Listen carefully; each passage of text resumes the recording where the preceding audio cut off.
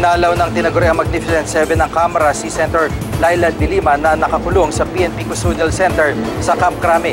Bandang alas 10 ng umaga kanina, nagsimulang magdatingan sina Albay Representative Edsel Lagman, Northern Samar Representative Raul Daza, Caloocan Representative Edgar Irice, Ifugao Representative Teddy Bagilat, Capiz Representative Emmanuel Billones, Magdalo Party List Representative Gary Alejano at Akbayan Party List Representative Tom Villarin. Ayon kay Irice, personal na kumustahan lang daw ang nangyari pero ilang mahalagang issue rin ang napag-usapan.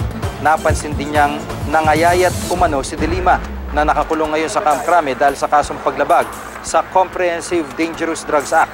Sabi pa ni Irice, sana raw payagan si de Lima na pansamantalang makalabas ng custodial center kapag may mahalagang botohan sa Senado at kung may importanteng salo-salo ang kanyang pamilya. Nitong May 11, sumulat si de Lima kay Senate President Coco Pimentel upang humingi ng suporta para sa hiling niyang makalabas ng pansamantala sa kulungan tuwing may pagbobotohan na mahalaga sa Senado. Pero tingin ni Pimentel, propaganda lang ang sulat ni de Lima at pinag-iisipan pa niya kung nararapat itong sagutin. Ayon naman kay Justice Secretary Vitaliano Aguirre II, kung susuportahan man ng Senado ang hiling ni de Lima, handa raw ang DOJ na harangin ito.